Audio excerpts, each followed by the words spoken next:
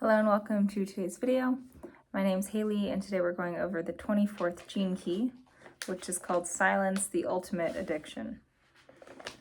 Now this is funny because I forgot the name of this gene key, what's the ultimate addiction, until I just opened it now.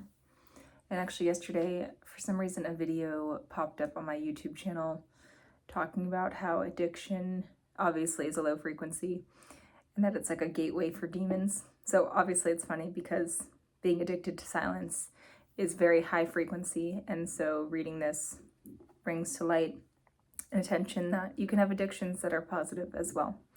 They're all not necessarily prone to being low vibrational. And I don't know about you, but I would love to be addicted to silence. Currently, silence is something I have to proactively work on. Meditation, flow states, reading, writing, bringing about complete silence even within the mind. So yeah, let's dive in today. The shadow frequency is addiction, which is what we're going to be talking about in this video. And then eventually we'll get into the gift of invention and the acidic state of silence. He titles this chapter The Great Genetic Glitch. He says that this is the shadow that keeps psychology professions in business and that big advertising companies take full advantage of. As humans, we become pre-programmed for addiction. And this is because we are plugged into sensory output, right? Whatever makes our senses feel something, feel alive, feel used, have a purpose, of course, draws our attention and our energy, right? We can think of the classic addictions to alcohol or chocolate or sex, but there's so many more addictions out there. The visual addiction of a TV or entertainment, the adrenaline addiction of doing a crazy sport. There's the addiction to smelling good, which is why people consume perfume. There's addictions kind of littered throughout all where we see consumerism. And like he says here, consumerism and advertising capitalize on our very easily hijacked senses. And the main culprit for this being our mind. The more calm our mind is, the less we are a slave to our addictions. Inversely, the more your mind chatters away, the more likely you are to reach for something that engages one of your senses in order to take away the pain you feel from being caught up in your own mind. Simple example of this is when you're stressed out, some people go to overeat, or some people go to watch a movie, or some people call up a friend or reach for some sort of distraction, again, to take them away from what's occurring in the mind.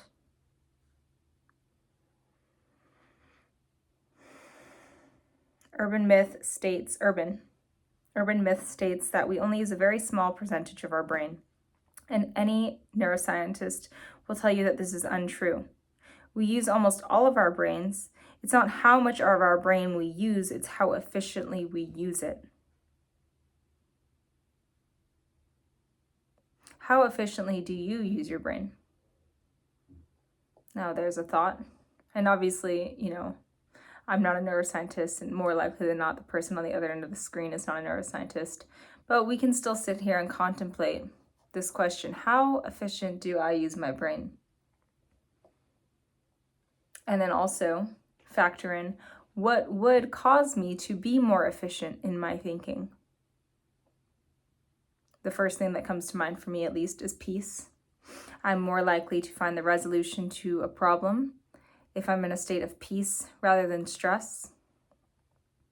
And so just off the top of my head, one way to more efficiently use my brain would be if I become aware that I'm in a state of stress, it's actually in my best interest to do something meditative or flow state oriented in order to bring me back to baseline so that I can think clearly.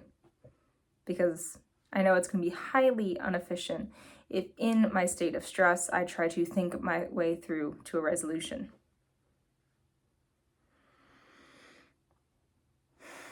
So that's the first contemplation of this video.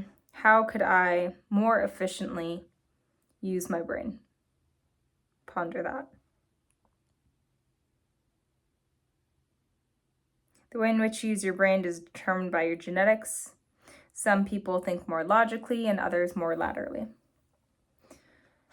So again, identifying which end of the spectrum you're on can be helpful. The goal being balance, of course. Can I use my right creative lateral brain in conjunction with my left logical brain?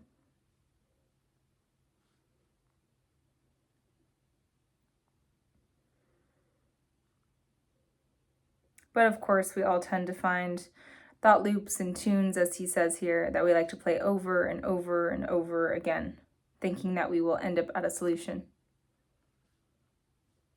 Most people don't really think for themselves at all and have learned conditioned patterns from their parents or their environment that keep following those patterns their whole lives. So the way to elevate out of this would be to get curious, to wonder why it is do I think the way I think? Why do I take certain actions? All actions, behaviors, and doings in the world can be derived from thought. And so fundamentally questioning what you believe and why you believe it and where you even got it is a really great way to start thinking for yourself. Because as he's already mentioned here, a lot of us are victims to the big advertising companies, to the mass beliefs of the whole and the current societal norm. And very few people actually think for themselves. You don't have to look as far as, walk outside and see what everyone's wearing. Yoga pants are really in right now. And have you ever asked yourself, do I actually like yoga pants? Or do I just buy them because everyone else is doing it? Because it's what the advertising and the magazines and the TV and the entertainment is feeding me as what's normal.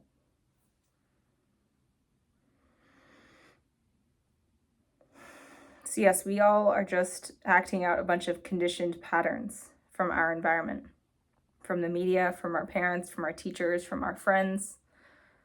And that is pretty scary to think about.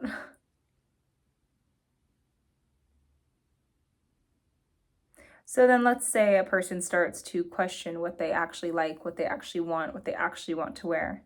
They start to get curious, why am I thinking what I'm thinking? Where did I get this from? They start to kind of break through the invisible seal of living a life that is out of the ordinary. They're going to not only enter a new entire way of thinking, but also, once again, that will lead and bleed into their actions and behaviors, which means they will start acting completely out of the norm. Different, weird, eclectic. And of course, that in and of itself can cause some chaos, to say the least, within the individual, because of course we all want to fit in and feel accepted.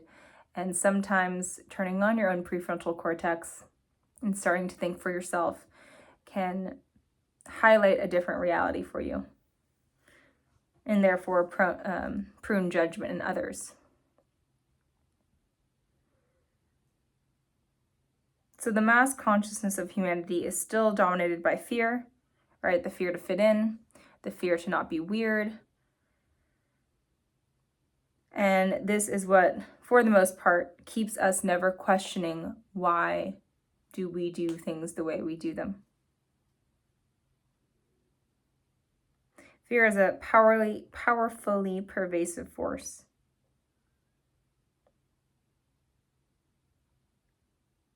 Fear keeps you in this comfort zone, in the way things are. Fear keeps you eating what's being put down on the table. Fear keeps you watching media and subconsciously going along with all the trends that are being presented to you. And the issue with this is there's no room for expansion if you're not willing to think for yourself.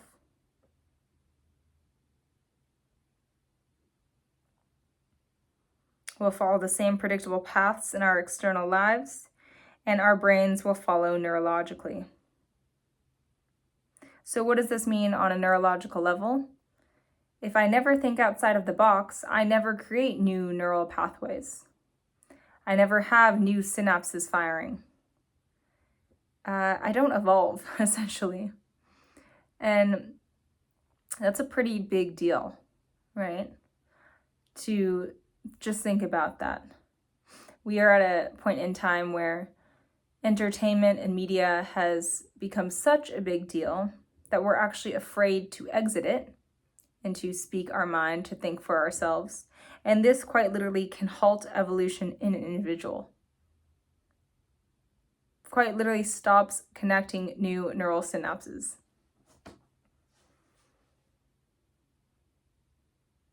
And of course, our health and our evolution is dependent on the connection of new neural synapses. Oh my goodness. So many notes.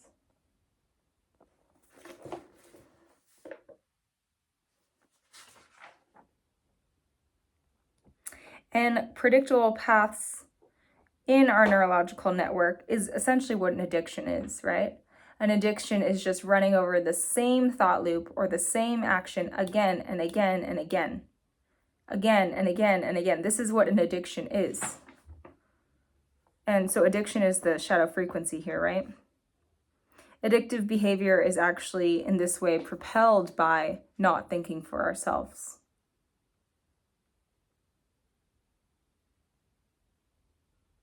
And he specifies here that when we're talking about addiction, we're not talking about a specific psychological disorder, but rather of an entire human behavioral code that is so self-limiting, it does not recognize its own addiction.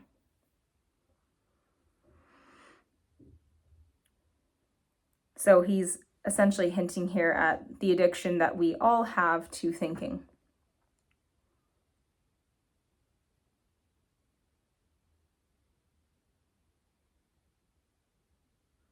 The only thing that breaks addictive thinking is silence. Real silence. So he already starts to hint here at the acidic state of silence within the shadow frequency of addiction.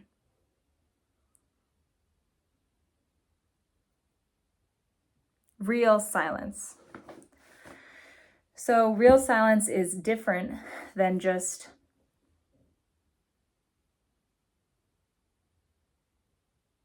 in that short pause I just provided you. How many of you people who are watching, how many of your minds were actually silent?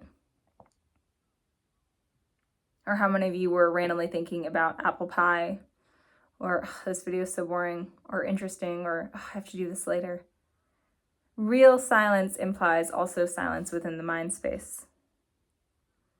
And real silence is the only thing that starts to cease addiction and recreate those new neural synapses.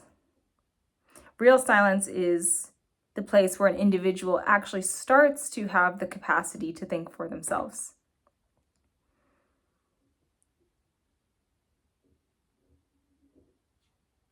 And of course, anyone who has had the privilege of experiencing real silence knows how peaceful it is. It's a beautiful breeding grounds for thinking for yourself, creating something new like art, music, poetry, a new dish. It's a place where invention is born and downloads are received. So the art of thinking and acting in totally original ways roots from this real silence.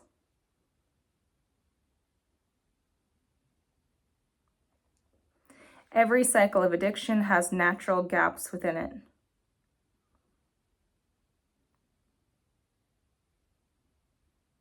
And they can occur at any time, these gaps between addiction. They confront you directly with your own suffering. Gaps confront you directly with your own suffering. So what is the gap in an addiction cycle look like? It's right before you reach for the next drink, you become aware you're reaching for the next drink. That's what a gap is. And usually they are highly uncomfortable because, like he says here, you're being confronted with your own suffering, with the low vibrational nature of what you're engaging with. Perhaps with the reasons why you're engaging with that addiction in the first place. And so most people, in hopes to get rid of this weird feeling, continue to reach. And it takes a very strong, determined individual to sit in that discomfort and resist reaching for the distraction, for the addiction. And unfortunately, the only way out is through, right? Is sitting through these uncomfortable gaps. And that's a quote I really love, because as cliche as it is true. The only way out is through. The only way out of your addiction is through the discomfort. And in this gap, if you so choose to sit still, sit in real silence and experience it, you will find sometimes a profound sense of emptiness, he says.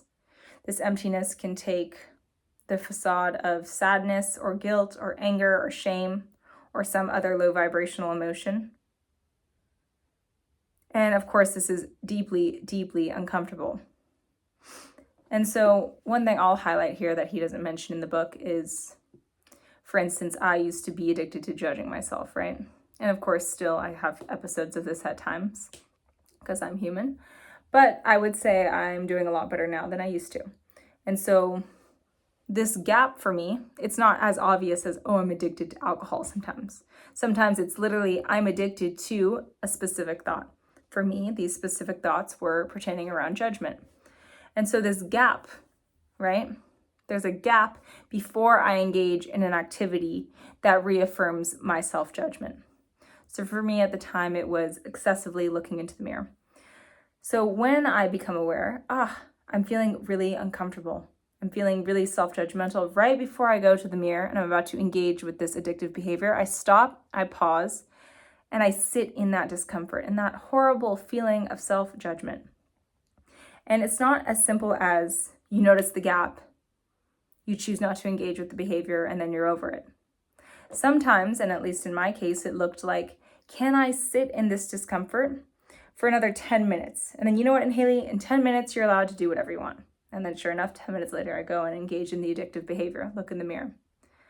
And I think it's more about extending this gap, because sometimes the pressure of, as soon as you recognize it, you have to get over it, is actually only going to add pressure and stress and perpetuate the addictive behavior, because it will cause a sense of, I'm worthless. I can't even get over this gap and not engage in this behavior. And I think having a bit of grace and patience with yourself and realizing even if you can become aware of the gap and choose to sit in that gap, in that discomfort for X amount of time before you engage in the activity, that is still a step in the right direction. That's still much, much better than just immediately engaging in the behavior. And I find that the more often I did this and I allowed that grace and patience to be there, these gaps got longer and longer and longer until I finally, of my own free will, actually was like, I don't actually need to do this thing anymore. It doesn't serve me. And that was a really beautiful realization. And I say realization because, again, it was not something I was forcing onto myself. I was allowing myself to sit in that discomfort for longer and longer periods until they of themselves liberated. So hopefully that makes sense. And he doesn't say much on what I just spoke about. He just says that the gaps are uncomfortable and that we try to avoid them. But I invite you, again, instead of trying to avoid the gap, next time you recognize it, just ask yourself, can I sit 30 seconds in this gap before I engage? And then the next time, can I sit a whole minute in here before I engage? And up it to 5 minutes, up to 10 minutes, up to 20 minutes, up to an hour. And I think this is a really beautiful way to treat yourself with patience and kindness. And also move in the direction of liberating yourself from the addictive habit or pattern.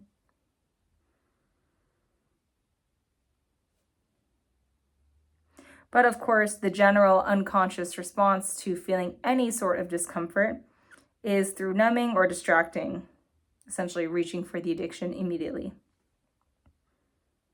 And of course, addiction is keeping those synapses not firing, no new neural pathways, the same route over and over and over again, which again ensures that we do not change, that no evolution is coming about.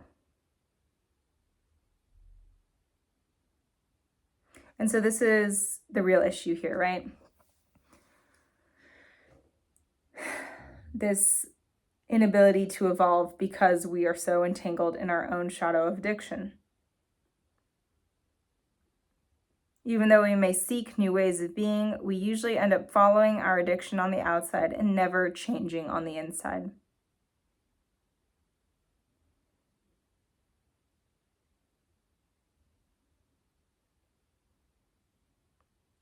And then he highlights here that a person is either living in a state of addiction or the higher state of invention.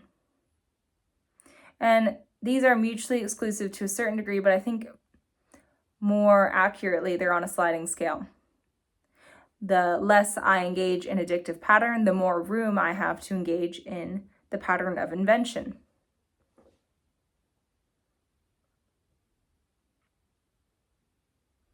Because this uncomfortability that a person feels within a gap is just energy, right?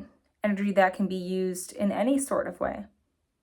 And the main point here being energy that needs to be moved. And a person can choose of their own free will, once they enter a state of a gap and become aware of it, to use this energy to create, to invent, to sit still with, to start to prepare the soil of silence for that creative download or art idea to infiltrate. But it's a choice. You either choose addiction or choose silence, which is another way to say invention. So right here, right now, I'm going to give you guys an activity, which is think of one thing that you are addicted to. And if you're sitting here and you're like, I'm not addicted to anything. Well, I have one for you that I'm more than positive applies to everyone watching this, which is your phone. Most of us are addicted to our phones. And so if you can't think of anything, I offer you that. But think of something that you are addicted to and write it down. I want you to write it down 5 times on a piece of paper. I am addicted to blank. I am addicted to blank. Because actually one of the things in AA is they talk a lot about how obviously the person's willingness to admit that they are addicted to alcohol is basically the only starting point for healing. If you are unwilling to admit that you're addicted, then you have not yet begun the journey to healing. So let's first get very clear and very ready to admit and actually admit that which we are addicted to. Write it down 5 times. Okay, so for example, I'm addicted to my phone. I'm addicted to my phone. I'm addicted to my phone. I'm addicted to my phone. I'm addicted to my phone. After you've written it down 5 times, now sit with that piece of paper and sit with it for a minute, 5 minutes, 10 minutes, whatever. However long you feel you need to really get this cemented into your head. And then next time you reach for your phone, for example, you'll remember, oh yeah, I'm addicted to my phone. And in that awareness, you can practice this gap game I gave you guys earlier. So say you pick up your phone to check your Instagram or a text message or make a call. Ask yourself, can I wait 30 seconds before engaging with this activity on my phone? Because I've become aware I'm addicted to my phone and I'm trying to gain hold of this. I'm trying to evolve. Let me wait 30 seconds in this gap of uncomfortability before engaging with the activity, with the addiction, with using my phone. And you know, the degree to which you play this game is up to you, of course. If you are so noble as to try 5 minutes sitting in that gap before you send the text message, great. If you want to do half an hour, even better. And its efforts will match yours. But I think it's a really kind of fun way to start to invite in awareness into your addictions. Because again, what you free up from the patterns of addiction are free life force energy that you can use for silence, which is creation, which is invention, and which is downloads.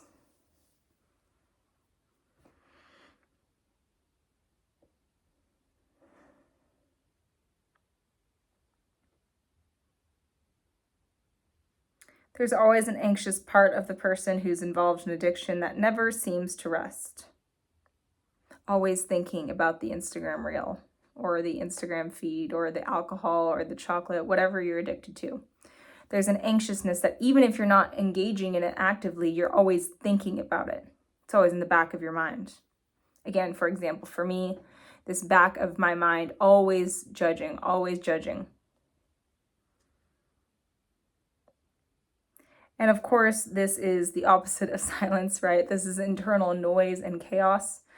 And like we've gone over many times now, the only way to create anything new, whether it's your own opinion or thought pattern or piece of art, is through the breeding grounds of silence. So if your mind is always going off on an addictive thought loop, then you have no room to create, simply because there is no silence for any creation to grow out of. So rest is pinnacle, silence is pinnacle, peace is pinnacle to creation.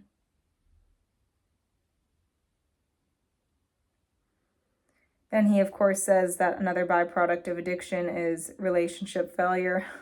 These people find themselves in the same scenarios with the same kind of distraught relationships without realizing why. And even if they change one relationship for another, ultimately the patterns rise again within that new relationship. The same tactics show up again, the same behavioral patterns emit from the person, because once again, your thoughts drive your actions. You still have this addictive thought loop, which is causing the addictive behavior, which is causing the turmoil in the relationship to go off and off and off again and again and again. So this is the thing about addiction, right? As it infiltrates all parts of your life, not just the sole part that you are struggling with or addicted to. And I think that's really important to note, that it has this kind of really unfortunate butterfly effect. So the last thought I'll leave you guys with here is to really understand the mechanisms of your suffering, you have to consider the three densest bodies and their relationship to each other: the physical, the astral, which is the emotional, and the mental. We went over all of these bodies of humanity in the 22nd Gene Key, so if you haven't seen that, you can head to the Gene Keys playlist under my channel and view that. But yes, all suffering is, of course, living within the physical, the astral, and the mental bodies. It's wired into the DNA of the physical body, which is another way to say the body stores trauma. And he says here that its single purpose, trauma's single purpose, suffering's single purpose, is to eventually trigger your awakening. So no, it's not all in vain. Your addiction is actually a little blessing in disguise, believe it or not, that is there to eventually trigger your awakening. And that trigger being pulled depends on the person's consciousness level, awareness level, and willingness level. All starting with the very simple, I admit I'm addicted to fill in the blank. But until we get to that point, forget it. We're in the shadow frequency of addiction. We can forget about elevating to this gift of invention.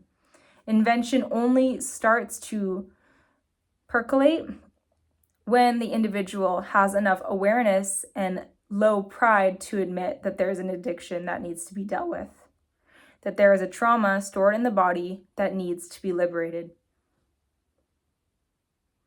And so I really like that last thought, because, at least for me, it makes me feel like, this is not all in vain. These traumas, these triggers, these addictions, these thought loops are all here for me to awaken. They're the catalyst, the bridge I need to cross in order to get to the next level of loving reality. And at least for me, that makes me feel better. So stay tuned for the next video, where we'll keep diving into this shadow frequency of addiction, going over the repressive nature of frozen and the reactive nature of anxious. I'll see you guys next time. Hey guys, thanks for tuning in to another Gene Keys video with me. If you're interested in working one-on-one together, feel free to email me. It's in the description box below. We can work together on reading your gene keys, which I just started doing for people, which is really exciting. I also offer one-to-one coaching where we can meet together to work through insecurities, blockages that you have, and just really stepping into the best, brightest version of yourself. So I look forward to hearing from you guys, and I'll catch you in the next video.